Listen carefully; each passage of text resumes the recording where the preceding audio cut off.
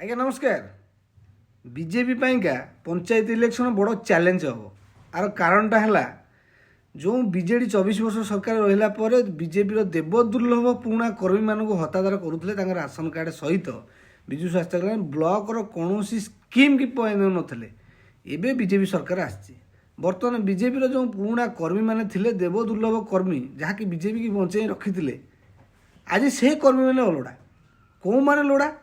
ଗେଣ୍ଡାଳିଆ କର୍ମୀମାନେ, ଚାମଚାମାନେ, ଯେଉଁମାନେ ବିଜେପିକି ଦିନ ଦ୍ୱିପହରେ ଶୋଧୁଥିଲେ, ବିଜେପି ନେତାମାନଙ୍କୁ ଅଣ୍ଡା ପଥର ମାଡ଼ କରୁଥିଲେ ବିଜେଡ଼ି ସରକାର ଟାଇମ୍ରେ, ସେଇମାନେ ବର୍ତ୍ତମାନ ପୁରା ଫୁଲ୍ ଲୋଡ଼ା। କାହିଁକିନା ଆଜି ବିଜେପି ସରକାର ଆସିଛି, ସେମାନେ ଆସିଲେ ବିଜେପି ସରକାରକୁ କି ଠିକ୍ ଅଛି କିଛି ନେଇ ପଳେଇବେ। ତାପରେ ପୁଣି କଂଗ୍ରେସ ସରକାର ପୁଣି ସେ କଂଗ୍ରେସକୁ ପଳେଇବେ। ତେଣୁକରି ବିଜେପିର ଯେଉଁ ଦେବଦୁର୍ଲଭ କର୍ମୀମାନେ ବିଗତ 24 ବର୍ଷ ସଂଘର୍ଷ କଲେ, ସେମାନଙ୍କୁ ବିଜେପିର ନେତାମନ୍ତ୍ରୀମାନେ ପଚାରୁଛନ୍ତି କି? ମୋର ଭିଡ଼ିଓରେ ଡାଇରେକ୍ଟ ପ୍ରଶ୍ନ, ଦୟାକରି ଯେଉଁ ବିଜେପିର କର୍ମୀମାନେ ଦେଖୁଥିବ ଟିକେ ବିଜେପିର ନେତାମନ୍ତ୍ରୀ ପାଖକୁ ଟିକେ ସେୟାର କରିଦେବ। କାହିଁକିନା ଗ୍ରାସ୍ ଲେବୁଲ୍ରେ ବିଜେପିର କର୍ମୀମାନେ ଏତେ ହତାଦର, ମାନେ ତାଙ୍କ ତା କହିଲେ ନ ସରେ।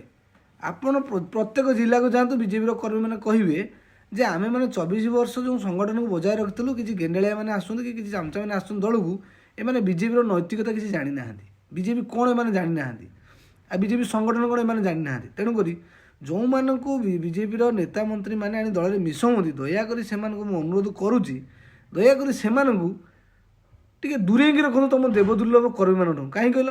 ଯେଉଁମାନେ ପ୍ରତାରଣା ଯେଉଁ ଟାଇପ୍ର କରିଥିଲେ ସେମାନଙ୍କ ପାଖରେ ସେମାନଙ୍କ ମନ ଆଜ୍ଞା ମିଶୁନି। ତେଣୁକରି ନେତାମାନେ କ'ଣ କରନ୍ତି, ପୁରୁଣା କର୍ମୀ ବାଇ ବାଇ କରିଦେଉଛନ୍ତି। ତେଣୁକରି ନୂଆମାନଙ୍କୁ ୱେଲକମ୍ କରିକି କୋଳେଇ ନେଉଛନ୍ତି, ସବୁ ଯାହା ତ ସବୁ ତ ତାଙ୍କୁ ଦେଉଛନ୍ତି ଆଉ। ତେଣୁକରି ବିଜେପିର ପୁରୁଣା କର୍ମୀମାନେ ପୁରା ହତାଦର।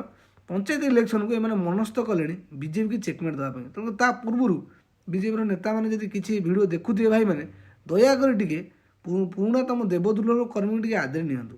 କାହିଁକିନା ଆମର ପୂର୍ବତନ ପ୍ରଧାନମନ୍ତ୍ରୀ ଅଟଳ ବିହାରୀ ବାଜପେୟୀ ଗୋଟେ କଥା କହିଥିଲେ ଯେ 100 ନୂଆ କର୍ମୀ ଚାଲିଯାଆନ୍ତୁ, ଗୋଟେ ପୁରୁଣା କର୍ମୀ ନ ଯାଉ। ତା'ର ମହତ୍ତ୍ୱ କ'ଣ ସେ ଜାଣିଥିଲେ ବୋଲି କଥା କହିଥିଲେ। ତେଣୁ ତାଙ୍କ ଚିନ୍ତାଧାରାରେ ବିଜେପିର ନେତାମନ୍ତ୍ରୀମାନେ ଚାଲୁଛନ୍ତି କି ନାହିଁ, କାହିଁ ଆମକୁ ବି ଟିକେ ଡାଉଟ୍ ହେଉଛି। କାହିଁକିନା ଦେବଦୁର୍ଲଭ ଯେଉଁ କର୍ମୀକି ଆଖ୍ୟା ଦେଉଥିଲେ ବିଗତ ଯେତେବେଳେ ବିଜେଡ଼ି ସରକାର ଥିଲା, ଏବେ ଆଉ କାହିଁ ତାଙ୍କ ପାଟିରୁ ଶୁଣିବାକୁ ମିଳୁନି ଦେବଦୁର୍ଲଭ କର୍ମୀ।